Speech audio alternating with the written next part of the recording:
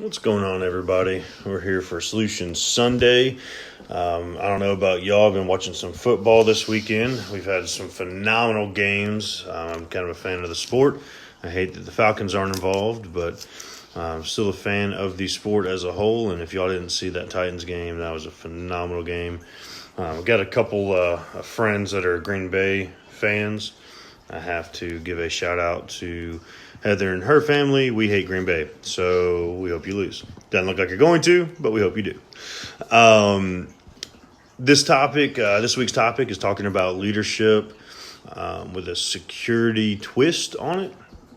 I took the weekend. I spoke to a couple people. I had drill this weekend, so if you notice the beard is all gone, it'll be back in the next week. Don't worry. But I talked to a few of the guys that are in my leadership channel to figure out what their viewpoint on this topic was, just kind of get some feedback. And it's pretty interesting, some of the things they said. And it all kind of resorted back to servant leadership. I think that's something big that I would like to say I practice, a culture that I've helped cultivate within at least my military guys. When we were in Afghanistan, a lot of what I wanted to make sure that our leadership was capable of was being able to serve our younger enlisted, our younger Joes that might not have the best mindset and thought process yet.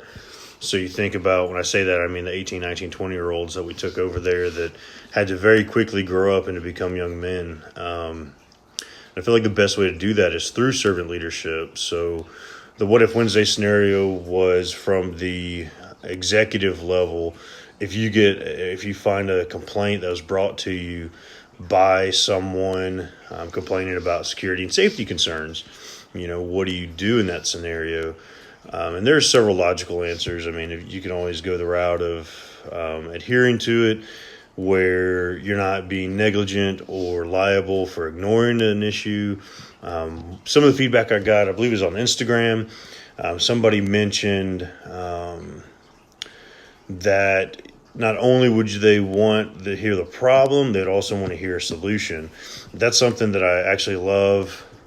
That is pretty fantastic. Where if you're going to come to me with something, then I want a solution with it. What's your recommendation? So if you see that there's a problem, you should be able to identify a solution. It shouldn't just be, here's a problem and I hate it. It's, here's the problem, here's how I think we can fix it. So there's definitely an aspect of that you'd hope your employees take or bring to you, so that you're not reliant on coming up with the ideas all on your own, but you also get better buy-in from your subordinates if they come up with a little bit of a solution as well. So I think there's Amy Carlson that said that. I think it's a phenomenal point.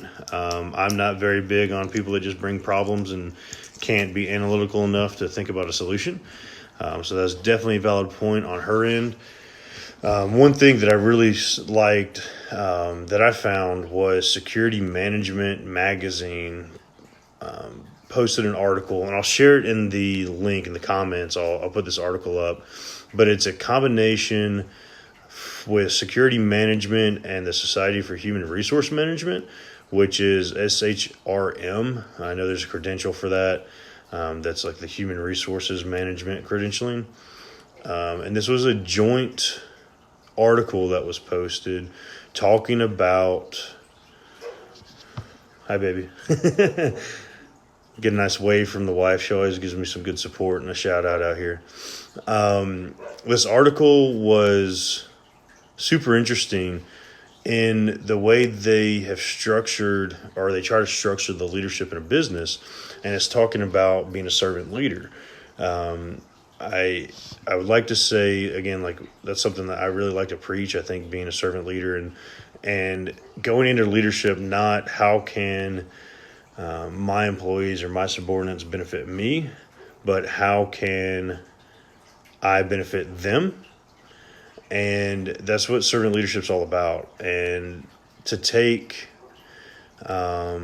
to take just like the first couple lines of this article, again, I'll share the article in the comments, so definitely look out for that when I get done with the live portion.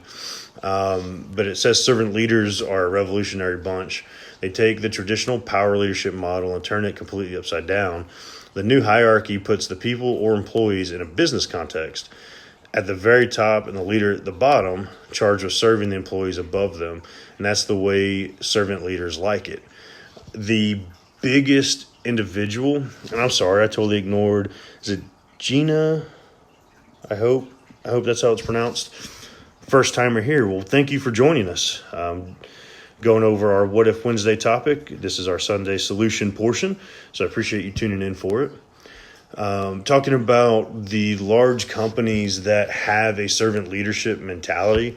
The first one that comes to mind is mainly because I'm a huge fan of his, Gary Vaynerchuk. He runs VaynerMedia, Vayner Sports, Vayner, yada, yada, yada, Wine Library. He runs all sorts of businesses. I think his net worth is somewhere in the mid 9-figure range. He's the CEO of VaynerMedia, and one of the positions he created was the chief heart officer. And that person, the way he said he structures it, if it goes head to head against the chief heart officer and the CFO, who's usually the number 2 in the organization, the chief heart officer always wins. Whatever they say that best exhibits what the employees, what actually serves the employees is what they go with. The cost doesn't matter. And if you look at his business model, it's just exploded. It's an amazing business model that you can look at the success and show that if your employees are happy and if your employees are in a safe and well-protected situation, then obviously they're going to feel more apt to work their butt off for you, right? So the way I want to turn this back onto, sorry, I'm still reading through this article a little bit. They even quote Stephen Covey, who's an author. I actually read one of his books, The Speed of Trust. Phenomenal book. If you haven't ever read The Speed of Trust, it talks about how important it is in business. But it's just interesting to see how much trust is built from servant leadership, how much being a good leader can really feed back into an organization. And the way I want to turn this back, and the way this article written by Security Management really hits on the security aspect of being a leader, is providing a safe and protected environment for your employees to be in. And if that's not a situation that you're thinking about often, I actually wrote a case study that it was about one of our clients. I changed the name, changed the business information, all of that. But it was a case study about how we served her at her house and protected her house. And then she came to us at a later time and started talking about some of the issues she was having at business, or at her place of work, at her business, where she didn't feel safe in the parking garage. It wasn't well lit. She always felt like that, that creepy feeling if you're walking through a parking lot alone. I think some of the ladies here might be able to attest to that. She would walk into the building. The security guard would be busy sitting here on his phone playing, would never even look up and greet, nonetheless see who was walking or not walking in. Half the time, somebody would badge in somebody else, and you don't know who that other person is. So you're just letting a possible threat come into the building or a stranger come into the building, which is obviously a no-go for security protocol. And what was interesting is when I approached her boss, I guess that executive team, they were kind of taken aback by it, and they didn't understand. They understood the issues, obviously. They understood the security point of it. But what I wanted to stress to them was the retention portion of it. She started that business, or when she started that position, she would show up before the sun was up and leave when the sun was already down, right? So she's showing up when it's dark. Well, by not feeling safe and feel like she's protected in that environment, she's no longer showing up before dark. She's showing up at daylight when a lot of people are around. Then she's leaving earlier when a lot of people are leaving at the same time. You're literally demotivating your employees by not letting them feel safe and protected. And that was a conversation I had with them, and I wrote the case study about it. It's on our website. I know I've posted it on LinkedIn if you're interested in reading that case study. But it's really interesting, the perspective of the leadership. They're kind of just I guess they were surprised because they never thought of it in a security mindset. They did the check the block stuff. You know, they had a fire alarm, they had an unarmed security contracted down in the lobby area, and another that kind of patrolled the area. So they feel like they did the check the block part, right? Which is cool, but it's not substantial. It's not enough to take care of, obviously, this employee's need. And what we determined, we ended up doing a full assessment for this building. It was one of the high rises, Class A building. I think it had like 15, 20 stories. And so it was pretty in depth. And what we ended up determining was there were several things that were unsafe for not just females. A lot of times the guys aren't going to think about it. We feel a little bit more safe and secure in ourselves, where we're not worried about something happening in a parking garage. So I kind of geared it more towards that female perspective, especially because it was a female that came to us and brought it all to our attention. So when we were talking to them about it, we found out that the security guard company wasn't patrolling the parking deck. They were going, and I guess they'd kind of walk one bit. And the way I found out about that is that I sat in the parking deck for about an hour and a half or 2 hours one day. Sorry, Instagram. My phone is dying, so I'm hoping Instagram's still rolling. But I sat in the parking deck for about an hour and a half, 2 hours one day, and not once did I see the security guard company. And it was in the mid-morning time, which means there was not a lot of foot traffic, which means it's a high crime time where a lot of vehicles are parked and nobody's around, which means car break-ins are going to happen, which means there's a criminal element present, which means if this individual would walk back to her car at some point mid-morning or heading to lunch, there's no telling who she might have met in that parking garage, right? So we found several things like that. And I think as a leader, especially with a servant leader mentality, if you're not thinking about the best ways to serve and protect and keep your employees safe and keep them motivated, then you're obviously failing them. You're doing a disservice to them as a whole when they just want to show up to work and do their job. They want to show up and serve you, and if you're not serving them, then it's a complete failure. So one of the things I definitely recommend is think from the leadership executive level. Think about what would make your employees the most comfortable. What's going to make them the most willing to show up to work early, stay late, stay motivated. How are you going to be able to show that you are invested in their presence in your building, at your work? I brought this up to an executive. It was kind of an interesting conversation. And this guy's run 9-figure companies. I mean, he's been there, done that in the business world. His response to me was, why would I not just give them an extra bonus? Why would I not just give them a raise? That's all people care about is money. And that's what's going to drive the retention rate. And that's one of those older logics of leadership and business where they think, hey, let me throw a couple grand at you and you'll be okay. That might work for a couple months, but the core issue, you're treating a symptom, right? You're not treating the core issue. And if you can't determine what that core issue is, and if you're not serving your employees, then you're never going to actually maintain retention. And one of the things I brought to this firm was the cost of retention and what it is if a top performer left the business. And I can't remember the numbers off the top of my head, but it essentially broke down the time it takes to find a replacement, the time it takes to train the replacement, the time it takes them to come back to that level of performance for the employee you just left. Those three costs alone far outweigh anything that you'll be able to push towards them, like a safer environment or a bonus if that's the route you want to take, which I think is insufficient.